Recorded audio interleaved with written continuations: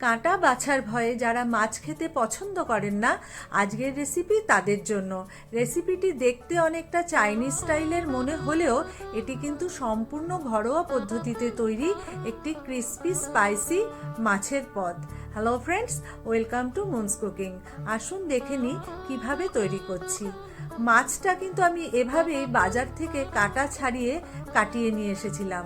তারপর ভালো করে ধুয়ে পরিষ্কার করে মিনিট 15 আমি 1 চামচ ভিনিগার আর লবণ দিয়ে মাছটিকে ভিজিয়ে রেখেছিলাম, যাতে মাছের একটা আষ্টে গন্ধ সেটা চলে যায়।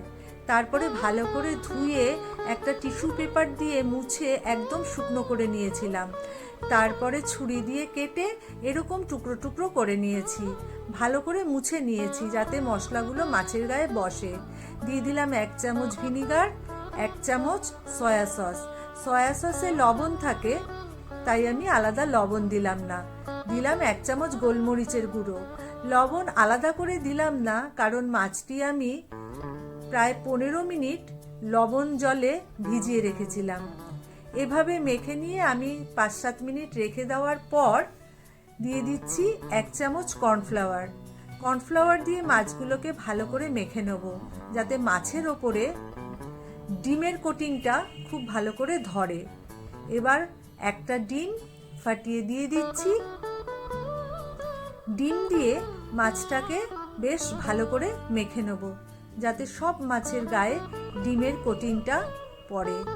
খুব ভালো করে মেখে নিয়ে 2-4 মিনিট রেখে দেবো, যতক্ষণ গ্যাস জ্বালিয়ে কড়াই গরম হয়ে তেল গরম করতে সময় লাগে। কড়াই গরম হয়ে গেছে, দিয়ে দিচ্ছি সাদা তেল। এই সাদা তেলে মাছগুলোকে একটু লালচে করে ভেজে নেব, 2 পিঠ উল্টে পাল্টে। প্রথমে কিছু মাছ দিয়ে দেবো, তারপরে আবার কিছু মাছ দিয়ে ভাজবো। রেসিপিটি খেতে কিন্তু ভীষণ সুন্দর হয়, খুব কম সময়ে তৈরি হয়ে যায়। এই রেসিপি মাছটাতে কাটা না থাকার জন্য বাচ্চারাও খুব সহজে খেতে পারবে। বাচ্চারা তো অনেক সময় মাছ খেতে চায় না, তাই বাচ্চাদেরকে এভাবে বানিয়ে দিলে কিন্তু তারা খুশি হয়ে খাবে, কারণ মাছটি এভাবে বানালে খেতে খুব ভালো লাগে। বাকি মাছগুলোকেও আমি এভাবে ঠিক ভেজে নেব। যেভাবে আমি এই রেসিপিটি তৈরি করব, আপনারা কিন্তু অবশ্যই নিজেরা একবার বাড়িতে বানিয়ে খেয়ে দেখবেন কেমন লাগে। ভাজা হয়ে গেছে মাছগুলো, সবকটা মাছকে আমি তুলে নিচ্ছি। এবার এই তেলেই আমি দিয়ে দিচ্ছি 1 চামচ থেতো করা রসুন। রসুনটা একটু ভাজা ভাজা হলে দিয়ে দিচ্ছি গ্রেট করে নেওয়া আদা 1 চামচ। খুব ভালো করে নেড়েচেড়ে একটু লালচে সোনালি হলেই দিয়ে দিচ্ছি কাঁচা লঙ্কা কুচিয়ে নেওয়া। কাঁচা লঙ্কার ঝাল বা এই রেসিপিতে আপনি কতটা ঝাল ব্যবহার করবেন আপনার স্বাদ অনুযায়ী আপনি ব্যবহার করবেন। দিয়ে দিচ্ছি 3টে বড় পেঁয়াজ চৌকো করে কাটা। দিয়ে দিচ্ছি ক্যাপসিকাম চৌকো করে কাটা। খুব ভালো করে পেঁয়াজ, রসুন, আদা সব একসঙ্গে নেড়েচেড়ে মিশিয়ে নেব। বেশি ভাজবো না, একটু হালকা হালকা পেঁয়াজের কালারটা চেঞ্জ হবে ঠিক ততটা, যেন ক্রাঞ্চি ভাবটা বজায় থাকে। দিয়ে দিলাম 1/2 চামচ লবণ। যেহেতু এই রান্নাটায় সস ব্যবহার হবে, সয়া সস, তাই লবণের পরিমাণটা কিন্তু আগে বুঝে দিতে হবে, কারণ সয়া সসে লবণ থাকে।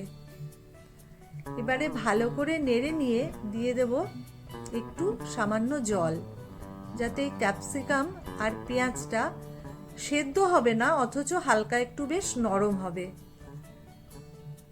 এবার দিয়ে দিচ্ছি সয়া সস। দিয়ে দিচ্ছি প্রায় 1 বাটি মতন, ছোট বাটির 1 বাটি মতো টমেটো সস।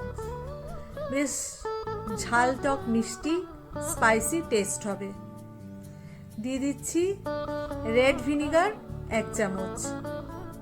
এবার সমস্ত সস আর পেঁয়াজ, রসুন, ক্যাপসিকাম সবগুলোকে খুব ভালো করে নেড়েচেড়ে একটু জাল দিয়ে নেব। ভালো করে যখন একটু ফুটে উঠেছে, তখন ভেজে রাখা মাছগুলোকে দিয়ে দিচ্ছি। মাছের সাথে সসের মিশ্রণটা, মশলাটা ভালো করে নাড়িয়ে চাড়িয়ে মেখে নেব। মাছ দেবার পরে কিন্তু আর খুব বেশি এটাকে ফোটাবো না, তাহলে আবার বেশি নরম হয়ে যাবে, ক্রাঞ্চি ভাবটা নষ্ট হয়ে যাবে। এবার একটু মিনিট 2-1 ঢাকা দিয়ে রেখেছি। এবার তৈরি কিন্তু পরিবেশনের জন্য। এটা আপনি ফ্রাইড রাইস, রুটি সব কিছুর সাথে খেতে পারবেন, খুব ভালো লাগবে। কেমন লাগলো রেসিপিটি অবশ্যই জানাবেন কমেন্ট করে। ভালো লাগলে একটা লাইক করে দেবেন। ওপর থেকে ছড়িয়ে দিচ্ছি কিছু পেঁয়াজ পাতা আর একটু কাঁচা লঙ্কা। রেসিপিটি আপনারা নিজেরা অবশ্যই বাড়িতে বানিয়ে দেখবেন। আর এরকম আরও রেসিপি পেতে হলে অনুরোধ রইল আমার চ্যানেলটি অবশ্যই সাবস্ক্রাইব করবেন।